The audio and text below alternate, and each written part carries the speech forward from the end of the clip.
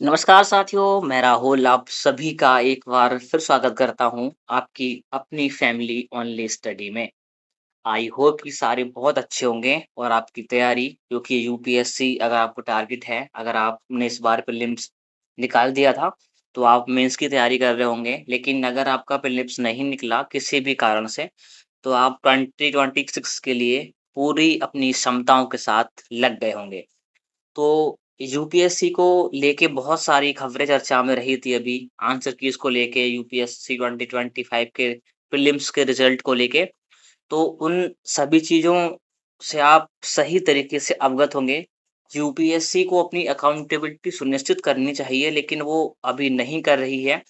यहाँ तक कि हम आरटीआई जब फाइल करते हैं, तो अभी एक जो पत्र है, यूपीएससी की तरफ से रिप्लाई आया है, वो उस हम चर्चा करेंगे इस वीडियो में कि आखिर क्या रिप्लाई यूपीएससी ने दिया है। क्योंकि एक कैंडिडेट है, यहाँ पे आप देख पा रहे हैं, एक कैंडिडेट ने यूपीएससी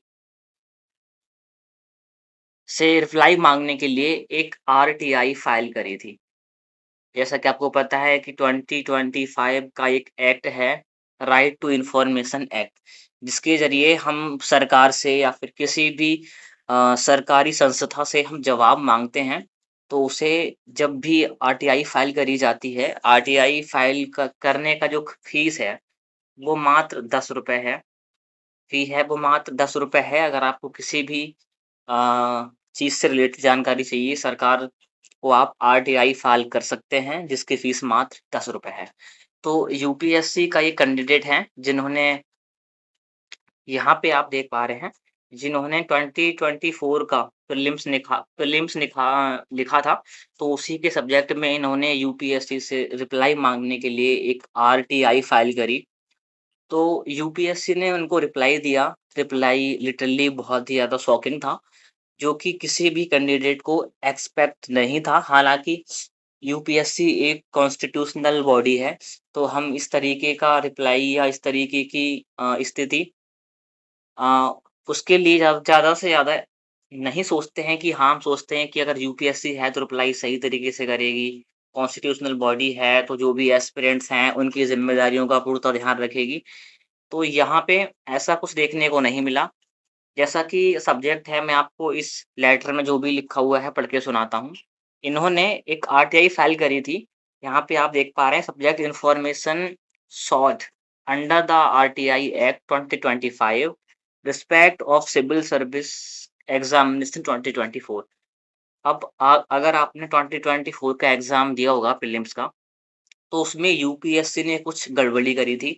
जैसे कि उन्होंने बहुत ही बेसिक क्वेश्चन्स था, एक एनुअल फाइनेंशियल जो स्टेटमेंट होता है, उसको लेके एक क्वेश्चन का आंसर उन्होंने गलत दिया, और एक क्वेश्चन के आंसर गलत देने से हज़ारों ऐसे एस्पिरेंट्स हैं, जो कि मेंस लिखने से बाहर हो जाते हैं और जिनका प्रीलिम्स का रिज़ल्ट नेगेटिव आता है। तो उसी चीज़ को लेके एक कैंडिडेट ने यूपीएससी से जवाब माँगा, और उन्होंने 2 चीज़ों को लेके आरटीआई फाइल करी। पहला तो ये, उन्होंने ये कहा कि जो मेरी ओएमआर सीट है सीसेट प्लस जीएस की, वो मुझे प्रोवाइड करा दी जाए।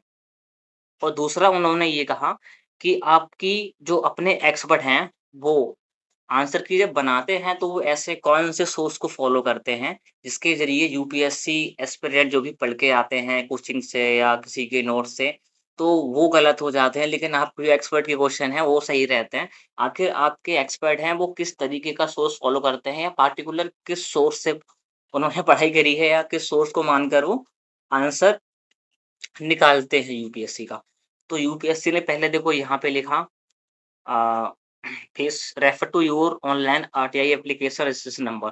ये उनका रजिस्ट्रेशन नंबर है, और उन्होंने 26/5/2025 को ये रिप्लाई आया था यूपीएससी की तरफ से।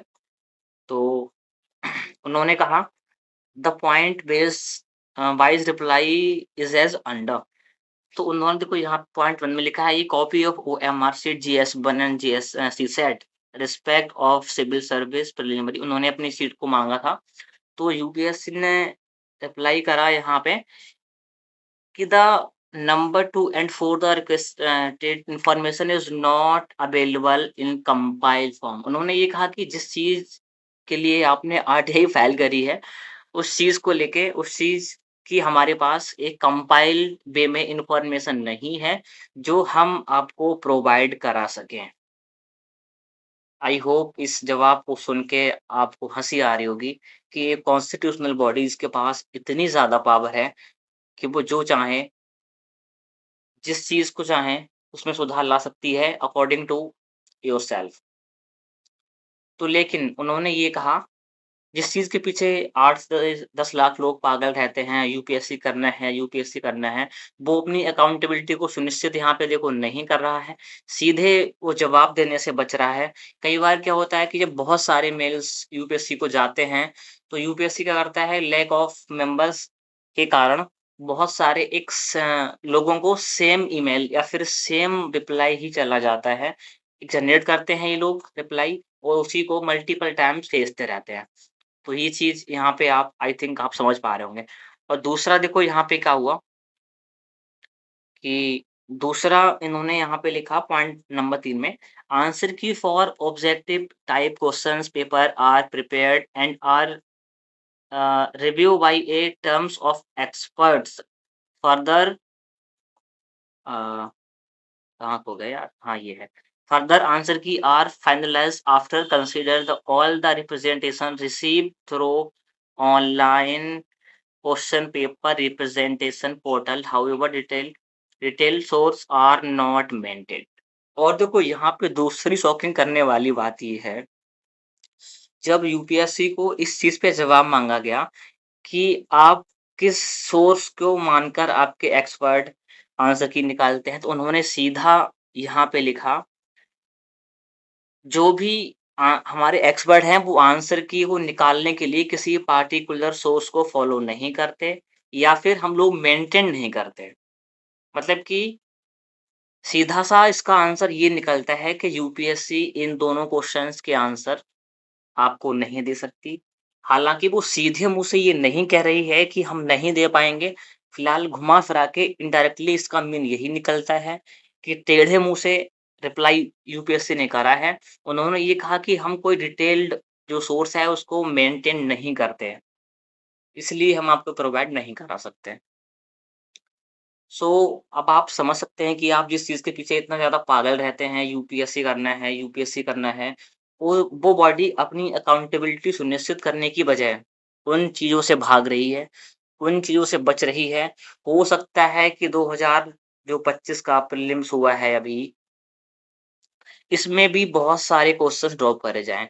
जैसा कि 2024 का पेपर आपने अगर दिया होगा तो उसमें 3 क्वेश्चन ड्रॉप करे गए थे और 3 क्वेश्चन का आंसर यूपीएससी ने अपने तरीके से दिया था। इसमें से एक क्वेश्चन का आंसर जो कि बिल्कुल ही सिंपल सा क्वेश्चन था, उस चीज़ का आंसर इनके एक्सपर्ट्स ने गलत निकाला। जिसकी वजह से हो सकता है हज़ारों लोग, मैं कह रहा हूँ हज़ारों लोग मेंस लिखने से बाहर हो गए होंगे। और यूपीएससी में 0.1 की मार्क्स की वैल्यू क्या होती है, यू कैन अंडरस्टैंड। सो ये थी जानकारी।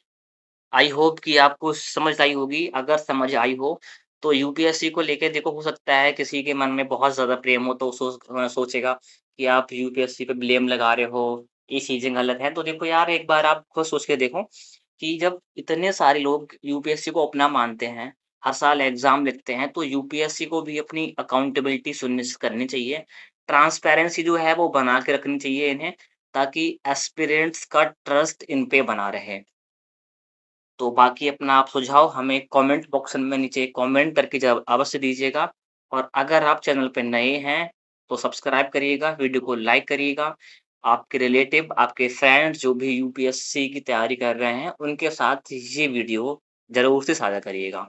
मिलते हैं किसी नेक्स्ट वीडियो में, अपना ख़्याल रखना, मस्त रहना, स्वस्थ रहना, पढ़ाई करते रहना। जय हिंद।